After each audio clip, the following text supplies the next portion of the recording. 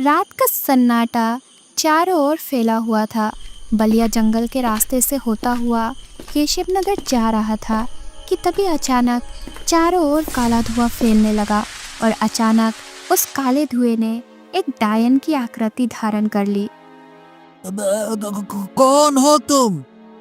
वैसे तो मैं एक डायन हूँ, लेकिन असल में मैं कौन हूँ ये तो राजा विक्रम भी नहीं जानता।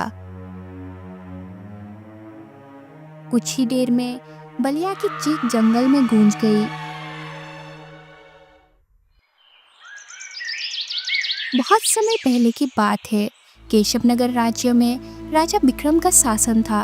राजा विक्रम एक बहुत ही क्रूर और अन्यायी राजा था। राजा विक्रम की क्रूरता की वजह से उसकी सारी प्रजा उससे बहुत ही दुखी रहती थी। एक दिन राजा विक्रम अपने बगीचे में मंत्री चरण सिंह से बोला, मंत्री चरण, अब केशव नगर के अलावा हम और भी राज्यों पर शासन करना चाहते हैं। महाराज, ये तो बहुत अच्छी बात है, इसमें क्या समस्या है? अरे आपकी सेना का मुकाबला कोई राज्य नहीं कर सकता। ठीक है, तो फिर जाओ, आसपास के सभी राज्यों में हमारा एक संदेश भिजवाओ। उनसे कहो कि या तो अपना राज्य अपनी मर्जी से हमारे हवाले कर दे, नहीं तो फिर युद्ध के लिए तैयार रहें। जाओ। मंत्री चरण सिंह ने ऐसे ही किया। कुछ ही दिनों में राजा विक्रम के अधीन बहुत सारे राज्य आ गए। राजा विक्रम खुश होता हुआ अपने दरबार में मंत्री चरण सिंह से बोला, तुमने सही कहा था मंत्री। इस समय हमारी सेना का मुकाबला वाकई में कोई नहीं कर सकता। अरे आधे से ज्यादा राज्यों ने तो डर की वजह से अपनी अधीनता स्वीकार कर ली, और जिन्होंने नहीं की वो युद्ध में बुरी तरह से हार गए। बहुत अच्छा हुआ। महाराज, आपकी पत्नी के कदम इस महल के लिए बहुत ही शुभ साबित हुए हैं। बहुत अच्छा। हाँ, बिल्कुल सही कहा। जब रानी रुक्मणी हमारी पत्नी बनकर इस महल में आई थी, तब केवल हम केशव नगर के राजा थे, और अब देखिए।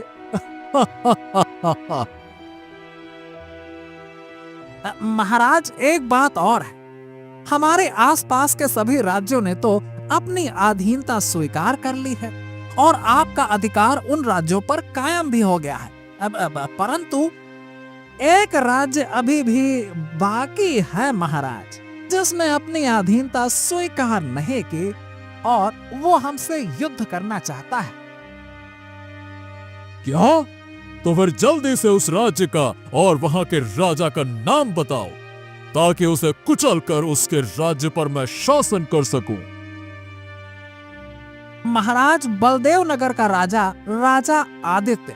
और हाँ, एक बात और महाराज, उसके पास हमसे अधिक सेना है और उसकी सेना में काफी वीर भी हैं, तो यहाँ थोड़ा।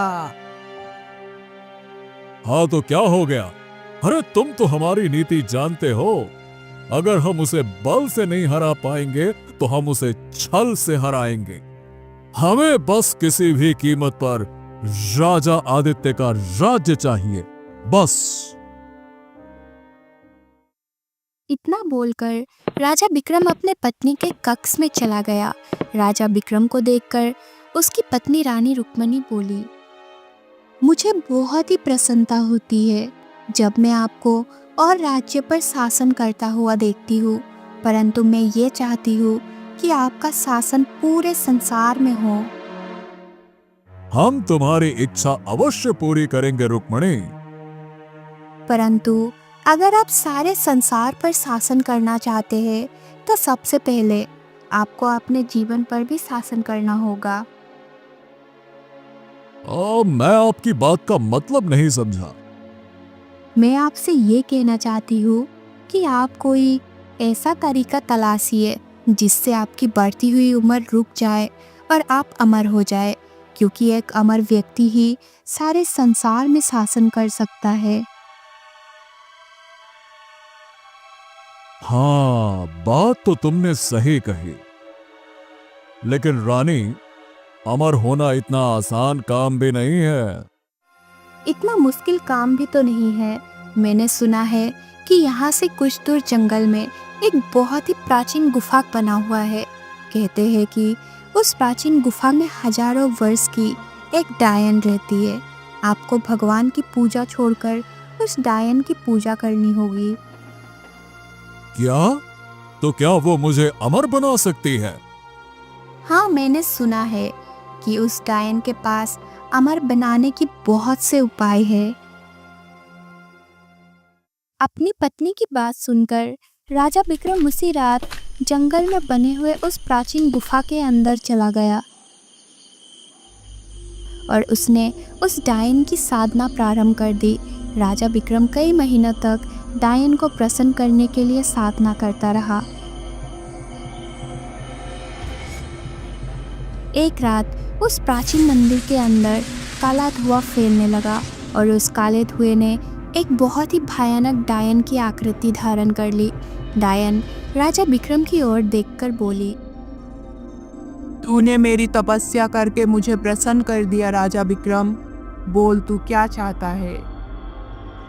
हर इंसान की यही तमन्ना है कि वो अमर हो जाए। अमर होना इतना आसान काम नहीं है राजा विक्रम, लेकिन तू अमर हो सकता है, परंतु तुझे उसके लिए एक बहुत ही महत्वपूर्ण कार्य करना होगा। कैसा कार्य? अमर होने के लिए मैं कुछ भी कर सकता हूँ। तेरी मौत राजा आदित्य के पुत्र के हाथों लिखी है। अगर तू राजा आदित्य के पुत्र को मार देगा तो फिर तू अमर हो जाएगा। अगर ऐसी बात है तो फिर मैं राजा विक्रम के पूरे खानदान को ही मार दूंगा। ठीक है, मैं तेरे प्राण एक दूसरे डायन के प्राण से जोड़ देती हूँ। अब मैं कुछ समझा नहीं। जब मैं तेरे प्राण किसी दूसरे डायन के प्राण से जोड़ दूंगी, तब संसार का बड़े से बड़ा शक्तिशाली हथियार भी तेरे शरीर पर असर नहीं करेगा, और जब तक वो डायन जीवित रहेगी तब तक तू भी नहीं मरेगा। लेकिन मैं तुझे उस डायन का नाम नहीं बताऊंगी। तुझे खुद नहीं पता होगा कि तेरे प्राण किस डायन के शरीर में है, और डायन हजारों वर्ष तक जीवित रहती है, तो तू भी हजारों वर्ष तक जीवित रहेगा। परंतु एक बात मैं फिर से कहती हूँ, अगर तुझे कोई मारेगा तो वो राजा आदित्य का पुत्र ही होगा। इसीलिए जब तक तू राजा आदित्य के पुत्र को नहीं मारेगा तब तक तू संकट में ही रहेगा। इतना बोलकर डायन वहां से गायब हो गई। राजा विक्रम तुरंत अपना राजमहल चला आया और मंत्री चरण सिंह से बोला, मंत्री चरण सिंह, राजा आदित्य के महल पर हमला करने की तैयारी करो। हम आज रात ही उसके खानदान को तहस नहस कर देंगे। चलो।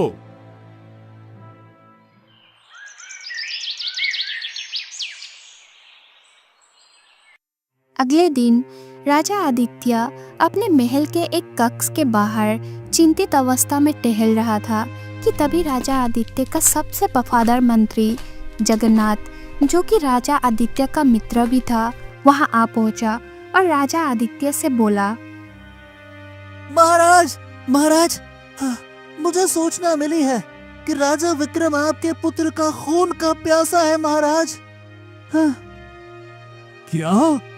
लेकिन हमारा पुत्र तो अभी इस संसार में आया ही नहीं, फिर वो हमारे पुत्र के खून का प्यासा क्यों है? मंत्री, राजगुरु कहाँ है? महाराज, राजगुरु कहाँ है उनका कुछ भी पता नहीं चल रहा। तभी कक्ष से एक दासी निकलकर राजा आदित्य से बोली, महाराज, आपका पुत्र हुआ है। राजा आदित्य अपने मंत्री के साथ तुरंत कक्ष में चला गया। अपने पुत्र को देखकर राजा आदित्य की आंखों में आंसू आ गए और वो उदास होकर मंत्री जगन्नाथ से बोला, हमें पता लग चुका है मंत्री कि हमारी सेना हार चुकी है, और तुमने अभी बताया कि राजा विक्रम हमारे पुत्र के खून का प्यासा है। ये सुनकर